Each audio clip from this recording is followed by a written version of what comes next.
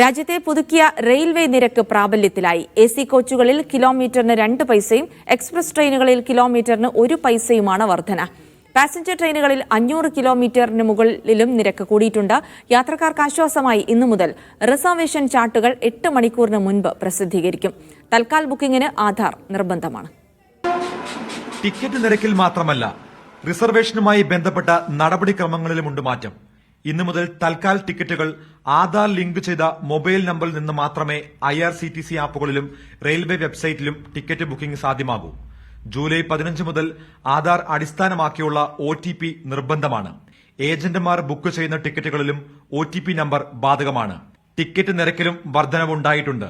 Passenger ട്രെയിനുകളിൽ 500 കിലോമീറ്ററിന് മുകളിൽ യാത്ര ചെയ്താൽ 1/2 പൈസയുടെ വർധനവ് ഉണ്ടാകും.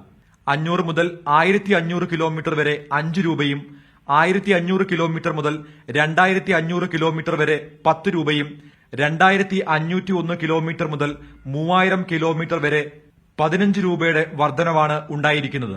अब क्या कर सकते हैं, सरकार आपके यहाँ बढ़ा रही है तो अब लोकल आदमी अब क्या ही करेंगे. अब बताइए, अब इतना महंगाई हो रहा है, ആം ജനത कैसे ट्रैवल कर सकेंगे. സ്ലീപ്പർ ക്ലാസുകളിൽ 1 കിലോമീറ്ററിന് 1/2 പൈസയാണ് വർദ്ധിച്ചിരിക്കുന്നത്.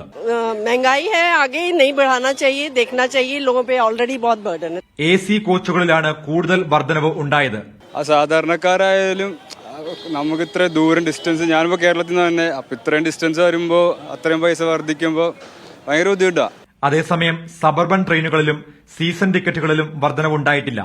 ഇന്നു മുതൽ യാത്രക്കാർക്ക് ആശ്വാസമായി റിസർവേഷൻ ചാർട്ടുകൾ 8 മണിക്കൂർ മുൻപ് പ്രസിദ്ധീകരിക്കും. ടിക്കറ്റ് വർധനവിൽ വലിയ മാറ്റങ്ങളില്ല എങ്കിൽ പോലും ദിവസേനയുള്ള യാത്രക്കാരെയാണ് ഈ ചെറിയ വർധനവും ബാധിക്കുക. ഡൽഹിയിൽ നിന്നും ഇമ്രാൻ അൻസാരിക്കൊപ്പം സജു തോമസ്, മീഡിയ 1.